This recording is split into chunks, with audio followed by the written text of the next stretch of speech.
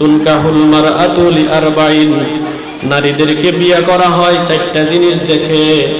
জামালিহা, নারীদের সৌন্দর্য দেখে নারীদেরকে মানুষ বিয়ে করে।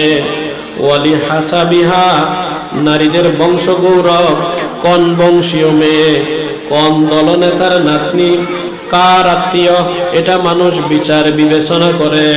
মানুষ নারীদের সম্পত্তি কেমন আছে, বিয়ে করলে কি পাবে, বিয়ে করলে আবার ঠকে যায় কিনা, মানুষ এটা চিন্তা ভাবনা করে।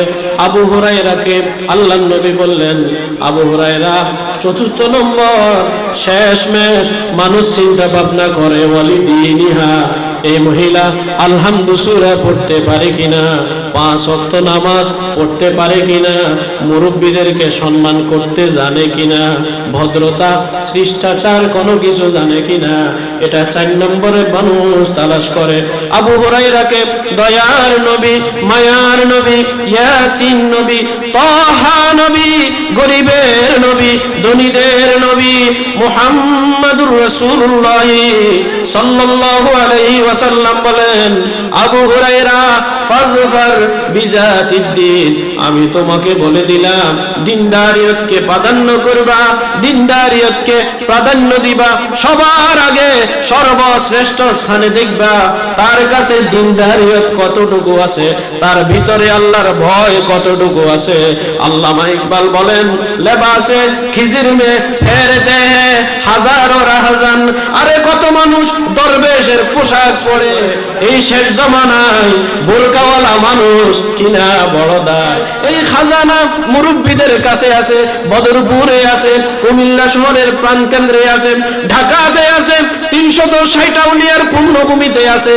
ইমানদার মুসলমান ওলিদের জীবনী, আউলিয়া ইকরামের জীবনী, সাহাবা ইকরামের জিন্দেগি এজন্য পড়তে হবে। কোরআনের প্রথম শব্দ ইকরা বিসমি রাব্বিকাল্লাযী খালাক, পড়ো পড়ো পড়ো, পড়ে পড়ে তোমার নতুন করে জীবনটা গড়ো। পড়ার জন্য এই মাদ্রাসা হাফিজিয়া মাদ্রাসাতে প্রভুর নামের, ইন দ্য নেম অফ আল্লাহ, আল্লাহর নামের পড়া এখানে শিক্ষা দেওয়া হয়। যার ভিতরে কোরআন আছে তার ভিতরে আল্লাহর ভয় আছে, যার ভিতরে কোরআনের বুঝ আছে তার ভিতরে আখিরাতের ভয় আছে, যার ভিতরে কোরআনের বুঝ নাই, যে ব্যক্তিটা ফজরের নামাজে আল্লাহকে ভয় করে উঠে না, যে ব্যক্তিটা আল্লাহকে ভয় করে না, যে ব্যক্তিটা আল্লাহর ভয়ে 5 ওয়াক্ত নামাজ পড়ে না, তার কাছে কিসের মুরব্বীদের সম্মান, সে মাকে কি সম্মান করবে, বাবাকে কি সম্মান করবে, ফিলিস্তিনের মুসলমান মরলে তার কি অসুবিধা, তার কোনো খবর নাই। খাও দাও ভর্তি করো, দুনিয়াটা মস্ত বড়, বাইতুল মুকাদ্দাস কি সে চিনে না, বাইতুল্লাহর হারাম কি এটা সে চিনে না, মদিনাতুল মুনাওয়ারাতে কি এটা সে জানে না, সে এটাও জানে না ইব্রাহিম খলিলুল্লাহ আলাইহিস সালামকে আল্লাহ তাআলা অগ্নিকুণ্ডলী থেকে বাঁচাইছেন। ইব্রাহিম খলিলুল্লাহ আলাইহিস সালামের খবর বাইতুল মুকাদ্দাসের ভিতরে। আল্লাহু আকবার। নূহ আলাইহিস সালামের কথা শুনেছেন, নূহ আলাইহিস সালামের কবর ফিলিস্তিনে, মুসা আলাইহিস সালামের কথা শুনেছেন মিশর আর ফিলিস্তিন, বাইতুল মুকাদ্দাস, মসজিদুল আকসা, নেইবার আর প্রতিবেশী। ঈসা আলাইহিস সালামের কথা শুনেছেন।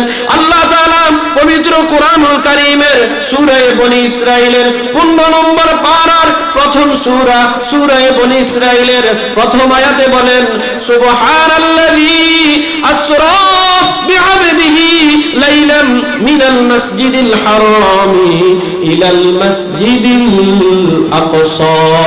আল্লাহ তাআলা বলেন, সুবহানাল্লাযী, বরকতময় সত্তা তিনি, আসরা বিআবদি, যিনি তার বান্দাকে, যিনি তার বন্ধুকে আসরা সফর করাইছেন মসজিদুল হারামি ইলাল মাসজিদিল আকসা, মসজিদে হারাম থেকে নিয়ে মসজিদে আকসা পর্যন্ত সকল নবী রাসূল অপেক্ষা করতেছেন কে নামাজ পড়াইবে, কে আজকে ইমামতি করবে।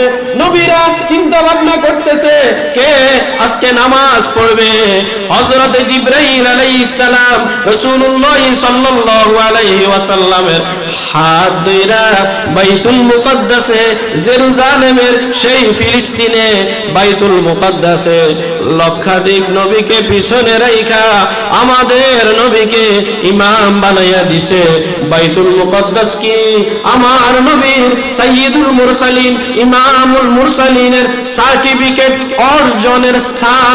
বাইতুল মুকদ্দাস কি সুলাইমান আলাইহিস সালামের বাবার রাজত্বের স্থান। সুলাইমান আলাইহিস সালাম জিনদেরকে দিয়ে এই মসজিদ বানাইছেন।